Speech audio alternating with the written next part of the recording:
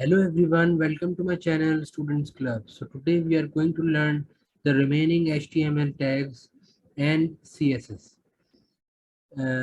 So let's get started students. After opening my VS Code, मैंने बताया था जैसे आपको फाइल पे जाके आप ओपन फोल्डर पे जाके अपना अपनी फाइल खोल सकते हैं, अपना फोल्डर क्रिएट कर सकते हैं। तो ये मेरे पास सारा वही काम हुआ है जो मैंने लास्ट क्लास तक आपको पढ़ाया था। अच्छा, लास्ट क्लास में हमने बहुत सारे इम्पोर्टेंट टैग्स कवर कर लिए थे। तो अब मैं चाह रहा हूँ कि बाकी के जो इम्पोर्टेंट टैग्स हैं वो कवर कर लें, जैसे div, स्पैन और इमेज का टैग। तो सबसे पहले हमें क्या करना पड़ेगा, अगर मैं इमेज की बात करूँ तो मैं क्या करूँगा, img लिखूंगा और मेरे पास इमेज का टैग बना हुआ आ गया। अच्छा, अब इसके अंदर मैं मुझे सोर्स देनी पड़ेगी। सोर्स मतलब आपने जो भी फोल्डर यहाँ पे खोला हुआ है, फोल्डर मेरा क्या नाम है, शामिर के नाम से मेरा फोल्डर है।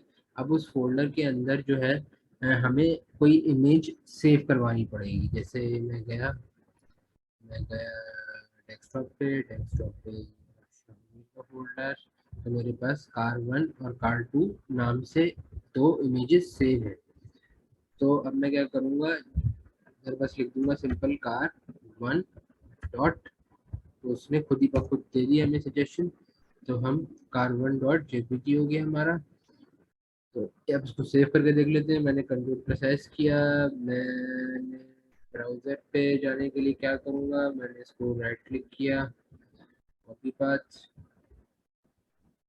और यहाँ पे मैंने इसको सेव करवा पेस्ट कर दिया। जब मैंने इसको पेस्ट कर दिया तो यहाँ पे मेरे पास एक इमेज आ गई जो कि इतनी बड़ी सी आई है, तो इसे हमें छोटी भी करनी पड़ेगी। तो हम क्या करेंगे, इस पे स्टाइलिंग अप्लाई कर देंगे। अच्छा, स्टाइलिंग तीन तरह की होती है, वो मैं बताऊंगा कि किस किन किन तरह की होती है। अभी हम इनलाइन स्टाइलिंग अप्लाई कर रहे हैं, तो मैंने क्या किया, इमेज में ही मैंने स्टाइल लिखा। स्टाइल में मैंने क्या लिख दूंगा, मैं इसमें विड्थ। जैसे ही मैंने इसके अंदर विड्थ लिखा तो हमें विड्थ डिफाइन करनी है। अगर मुझे फॉर एग्जांपल 500 पिक्सल अप्लाई करनी है, मैंने इसको कंट्रोल सेव किया और मैंने इसको जब रेंडर किया तो इसकी विड्थ ऑटोमेटिकली स्मॉल हो गई। अच्छा, जब मैंने इसकी विड्थ स्मॉल कर ली तो अब मैं चाह रहा हूँ एक और इमेज रीड करवाऊँ। तो मैंने एंटर किया, इमेज लिखा, इमेज के बाद मैंने कहा कि मुझे car2 दे दो, car2 डॉट जेपीजी। इसको मैंने सेव करवाया, इसको मैंने रेंडर करवाया, तो ये इमेज यहाँ पे आ गई। सिमिलरली अगर इसकी भी स्टाइलिंग करनी होगी मुझे, तो मैं क्या करूँगा, स्टाइल, स्टाइल सेव करने के बाद विड्थ, विड्थ लाने के बाद मैं इसमें डिफाइन कर दूंगा कि भाई ये हो जाए 200 पिक्सल्स की। सेव किया, इसको मैंने रेंडर किया, तो ये मज़ीद छोटी हो गई। आप इसको मज़ीद बड़ा भी कर सकते हैं। अगर मैं इसको 400 कर दूं तो सेव किया और ये 4 मिनट की हो गई। सही है। तो इस तरीके से आप उसकी विड्थ और हाइट भी चेंज कर सकते हैं सिमिलरली। सही है। अच्छा, मैं अब इस CSS के बारे में बता रहा था। तीन तरीके से हो सकती है CSS, मतलब स्टाइलिंग जो हो सकती है आपकी, वो तीन तरीके से हो सकती है। पहला स्टाइल जो है, पहला तरीका जो है वो ये तरीका है कि आप क्या कर सकते हैं, सबसे पहले आप एक स्टाइलिंग अप्लाई कर सकते हैं इस हेड की बॉडी के अंदर अंदर रह के। सही है। आप क्या करेंगे, यहाँ पे क्लिक किया और स्टाइल लिखा, तो ये आपके पास पूरा स्टाइलिंग, आप यहाँ पे जितनी भी आपके जो भी HTML के अंदर आपका स्ट्रक्चर बना हुआ है वो आप स्टाइलिंग उसकी यहाँ पर कर सकते हैं। दूसरा तरीका जो है वो ये भी कि आप इधर हेड के अंदर लिंक लिख दें। तो लिंक जब लिखेंगे तो यहाँ पे लिंक CSS आ गया। इस पर क्लिक करेंगे तो style dot C S S की फाइल आ रही है। अब style dot C S S की फाइल क्रिएट करने के लिए आपको क्या करना पड़ेगा, कंट्रोल प्रेस करना पड़ेगा और कंट्रोल प्रेस करे रहना है, इसको होल्ड करे रहना है। होल्ड करेंगे तो आप जब अपना कर्सर यहाँ पे लाएंगे तो ये आपको क्लिक करने का ऑप्शन दे रहा है। तो जैसे ही आपने इस पर क्लिक किया, तो क्लिक करने के बाद यहाँ पे वो कह रहा है कि एक फाइल क्रिएट नहीं हुई है भाई, style dot C S S की क्रिएट करनी है तो कर दो। तो मैंने कहा हाँ करनी है, क्रिएट फाइल। जैसे ही आपने फाइल क्रिएट करी तो यहाँ पे आपके पास style dot C S S का एक फाइल खुल गई। अब आप जितनी भी स्टाइलिंग कर सकते हो, स्ट्रक्चर आपके पास ये है HTML का बॉडी के अंदर, और स्टाइलिंग आप इस वाली फाइल के अंदर कर सकते हो। एक तरीका ये, इसको कहते हैं एक्सटर्नल स्टाइलिंग। सही है। और जो इससे पहले मैंने तरीका बताया था, जो हेड के अंदर स्टाइल मैंने डाला था, वो थी इंटरनल स्टाइलिंग। और ये जो मैंने स्टाइलिंग करी है अलग अलग टैग की, तो हर टैग की अपनी स्टाइलिंग करने को कहते हैं इनलाइन स्टाइलिंग। तो ये तीन तरीके से हम स्टाइलिंग कर सकते हैं। अच्छा, अब मैं चाह रहा हूँ कि मैं आपको एक डिफ का कॉन्सेप्ट भी बता दूँ। डिफ का कॉन्सेप्ट मैं एक पेज बनाकर दिखा सकता हूँ आपको। तो ये मैंने फॉर एग्जांपल मैं contact dot H T M L में गया, सबसे पहले मुझे शिफ्ट+1 दबाया मैंने, तो मेरे पास ये आ गया। अच्छा, अब मैं क्या करूँगा, बॉडी में मैं चाह रहा हूँ कि मैं 3 एंकर के टैग दे दूँ। सही है।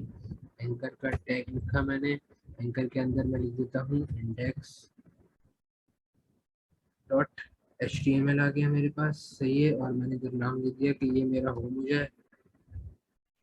सही है। सिमिलरली मैंने क्या किया, इसको कॉपी पेस्ट कर लूँगा।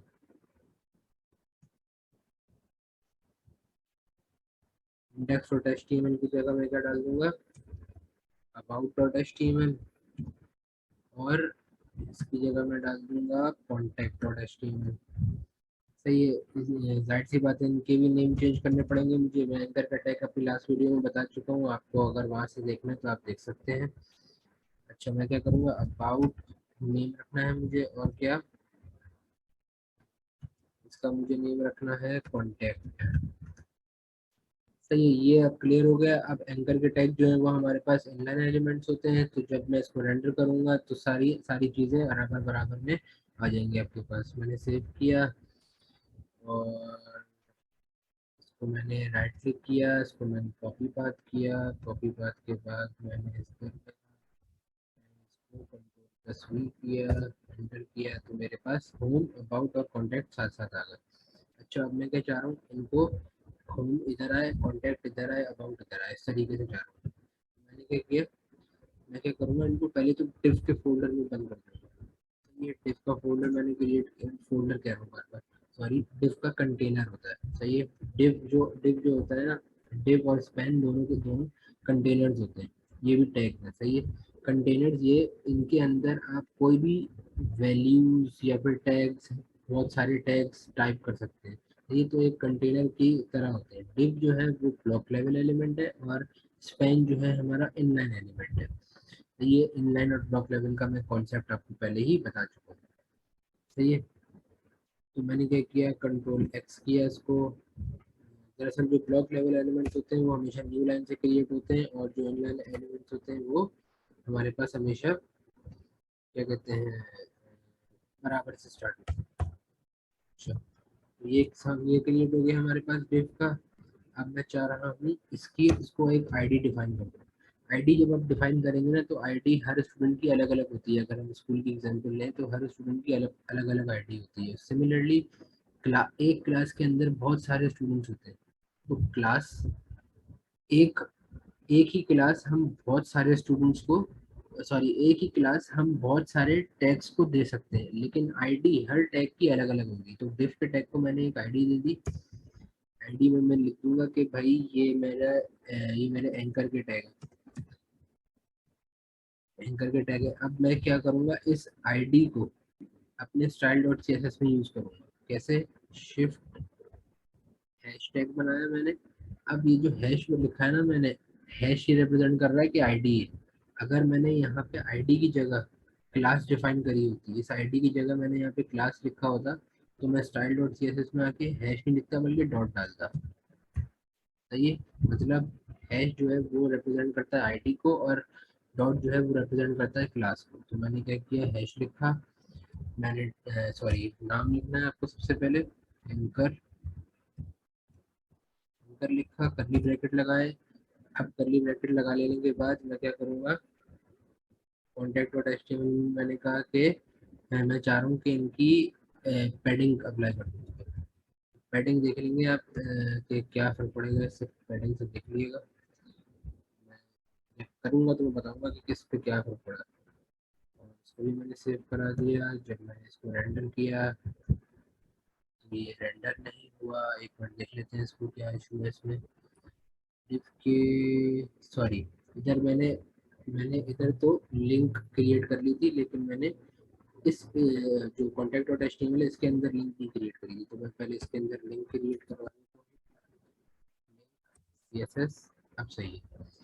अब मेरे पास रन हो जाएगा, मैंने सेव किया, मैंने इसको रेंडर किया, तो ये मेरे पास यहाँ पर आ गया। पैडिंग से क्या हुआ हमारे पास, ये यहाँ पर था तो यहाँ पर उठकर आ गया, सही है। तो आपका जो भी कंटेनर था वो शिफ्ट हो गया, एक तरफ से दूसरी जगह शिफ्ट हो गया।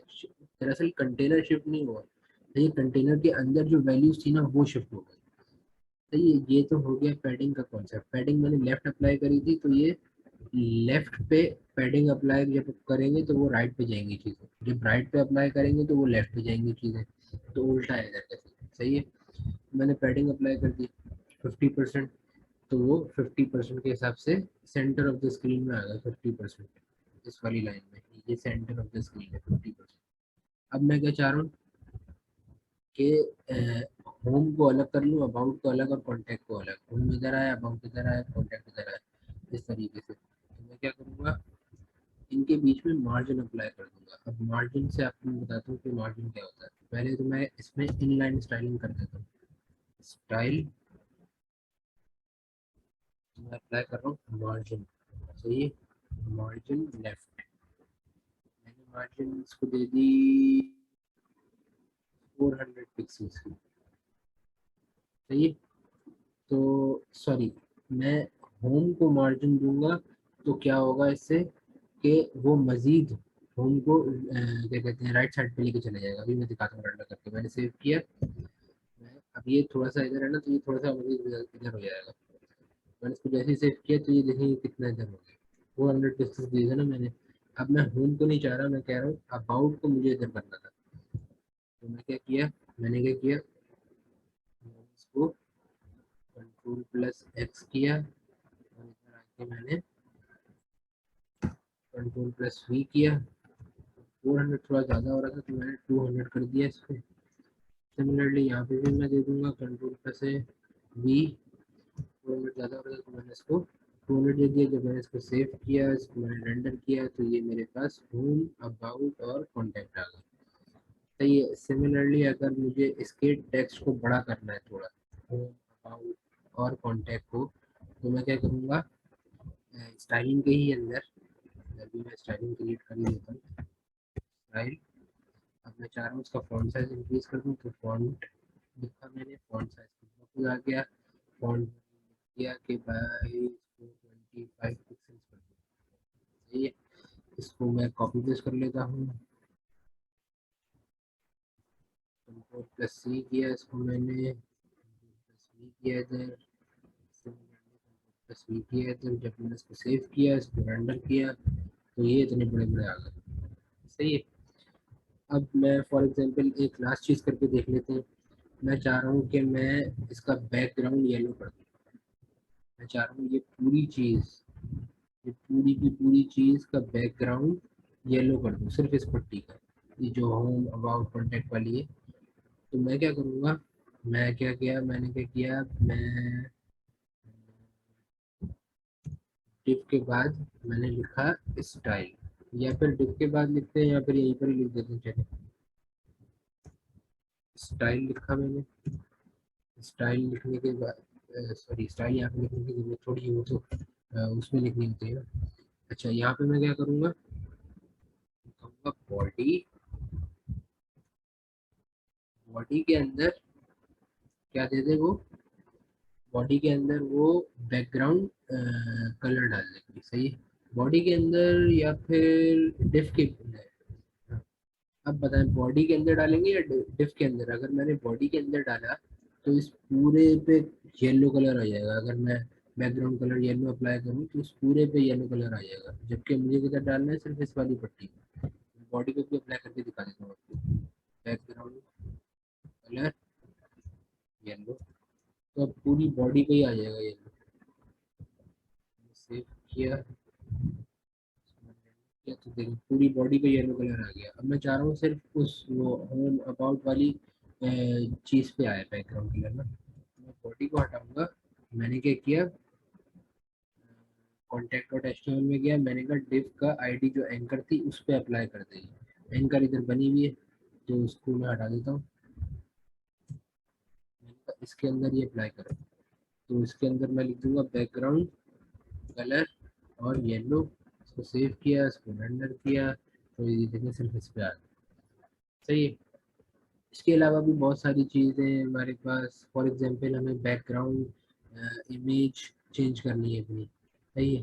तो बैकग्राउंड इमेज के लिए मैं क्या करूँगा, बैकग्राउंड इमेज के लिए मैंने क्या किया, पूरी पूरी पूरी बैकग्राउंड इमेज चेंज करने के लिए मैंने बॉडी पे क्लिक किया, कर्ली ब्रैकेट्स लाया, बैकग्राउंड इमेज पे क्लिक किया मैंने, और उसको बता दिया कि एक यूआरएल दूंगा मैं उसको, तो उसने यूआरएल ले लिया।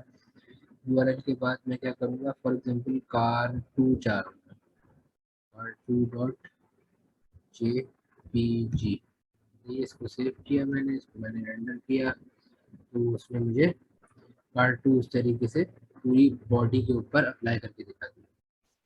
सही है स्टूडेंट्स, तो आज तक का हमारा यही था। उम्मीद है आपको वीडियो अच्छी लगी होगी।